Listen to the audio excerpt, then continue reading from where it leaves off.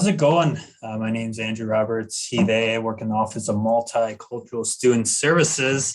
And today I am presenting with. Hello, everyone. My name is Kyrsha. I use she, her pronouns, and I am the grad assistant in the Office of Multicultural Student Services.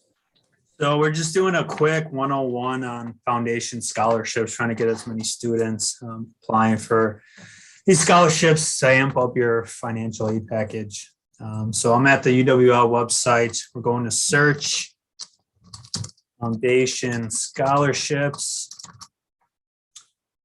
First thing that comes up, we're going to click some FAQs here if you do want to dive into any of those. There's also a PDF with instructions for this process, kind of similar to what we'll be taking you through, but I'm adding a couple other things to it as well. So we're clicking on this link here, UWL Foundation.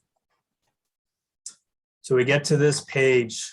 Before we can start applying for scholarships, got to sign in. Then we're going to applicants and administrators, sign with your institution. And here we are at the general application. Now I'm going to pass it over to Kyrsha to let her show you a little bit. Andrew, I wasn't sure if you wanted to say a little something about the transcript part at all. Yeah, well, attached in the email is going to be a PDF. It kind of walks you through the process, how to obtain your unofficial transcript.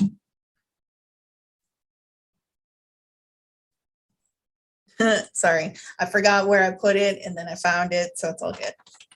Okay, and then generally when you're writing a description for a file, it's best if you kind of just keep it to what it is. Because it makes it easier for other people to read it, right? And know you're not attaching the wrong thing. Okay, and then it says it there. And then there's also a little paragraph about what Andrew just said. And then my class level, since I'm a grad student at UWL, I only have 2 options. So I'll be a graduate student at UWL. And then as you can see here, there are a variety of other options depending. And remember, it'll be for the fall 2022 and 2023 academic year. Alrighty, and fortunately for me, that is the year I also hope to be graduating. For you all, it's important to pay attention to the times, because you can graduate at different months or whatever. So keep that in mind. And I am a first generation college student. Here's a little mini definition to help you out as well. And then for my racial identity, I identify as American Indian as well as Hispanic. You can also see other options at the bottom here. And then I have applied for financial aid with my FAFSA. I just submitted that last week, so I'm pretty proud. And I used the app to do so, which is also super easy. And then this question is strictly for incoming freshmen. And as I said previously, I'm a grad student, so I don't qualify for this question, thankfully. Okay. You don't need a FAFSA to apply for the foundation scholarships. Yes. And then, okay, so the questions here, anytime that I'm applying for scholarships and they have small essays or small essay questions or large essays, what I do is put them in a document. And I usually start with the question and then any other helpful tips that they have, and then the maximum amount of words that you could do. And I do that for a couple of reasons, mainly just so I can keep it organized and make sure that I'm answering the questions. And so here you can see my answers, and then again with another question that they have. So they have the education, academic goals, word count, and then here is honors, awards, scholarships, and other recognitions. So for that kind of question, I literally just took from my resume. And then I think here's a great point to remember. This is essentially why you would want to keep a master list of all the things that you've done, any awards, anything that you have done during undergrad or even high school or what have you, just because it'll help you keep you organized and it's easy to find. Because if I didn't have all of this list, I would be sitting here struggling. I don't necessarily like to reinvent the wheel when I answer some of these questions. Some of these answers, some of the paragraphs that I have written, I've used other places. And that's predominantly because it hasn't changed. That information is still the same for me, and I still feel it's necessary to include.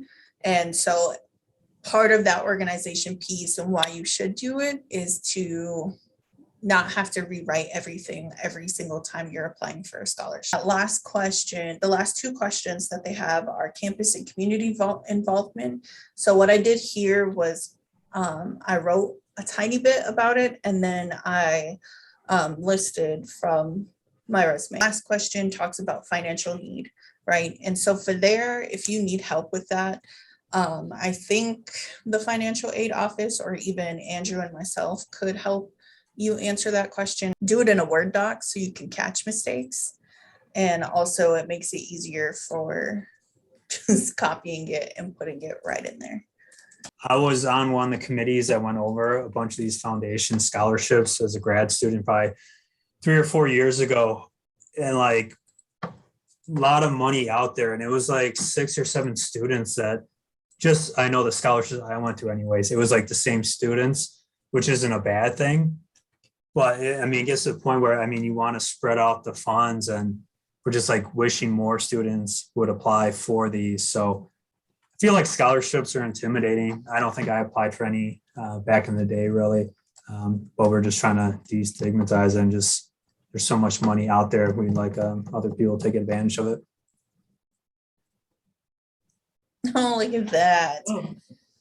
Yeah, I mean, right after you apply, you can see, I mean, they already have recommended opportunities for you when you submit that. So let's apply for that. Pretty simple once you get your general application, though. I mean, this is all you had to do for this one scholarship. The potential must have made a significant contribution to the academic cohort.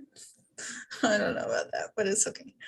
See, and a lot of times too, you'll hear that self-doubt voice that comes out whenever you're applying for things. And if you don't fit or if you qualify or whatever, honestly, 9 times out of 10, just apply anyway and see, because you never know what could happen with that and what it looks like for you. How you can search scholarships. You will have some recommended ones provided, shown earlier. Let's say, let's look for STEM. We're in the STEM field and we want to look for a STEM scholarship. We're going to search STEM. Okay, 2, 4, 6, couple have ended. So that's not very much. I'm also a biology major, so maybe I'll try to be more specific and see if that draws something up. Yeah, I mean, that's a ton more scholarships. You can also go by different identities you have. I'm a veteran, so I'd pop veteran in there. And then you can click on them as well. Kind of like we went over before, but just if there's any supplemental questions, as you can see, the status, what you learn type thing. So maybe for some of these, it might be a couple quick supplemental questions. For that, another reason to look at the supplemental questions is it differs from scholarship to scholarship. Like prior to, we seen with the SAA scholarships, there were only 3 questions and they were fairly simple, whereas this scholarship asks you to watch a video and then answer this question. I'm guessing it's potentially another essay question, and it's important to look at the requirements for those as well, because those will all differ from scholarship to scholarship. Yeah, so there's going to be a Q&A UWL Foundation for the UWL Foundation scholarships next Thursday, 4 to 4:30 in the Student Union. And scholarships are due by February 4th. I don't think we've mentioned that yet. So still a couple weeks from today to get it in your general app real quick, and then just apply to a few or maybe a couple dozen. And then as you can see here, there's a chance to win a $50 scholarship if you attend this event. Usually there's about a dozen or a couple dozen people that go to these. So pretty good odds to come away with even a scholarship just at this Q&A. So 4 to 4:30. Thank you for watching this cute little video. And I hope that you apply for these scholarships and do your general application. Like I said before, if you need help or whatever, call us, message us, email, whatever you need to do, go ahead and do that. Even stop by 1101 Centennial. We're both located in that space. You just want to randomly stop in during classes one day.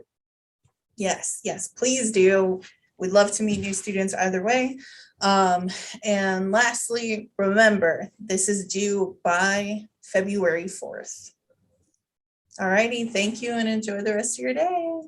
Have good weekends.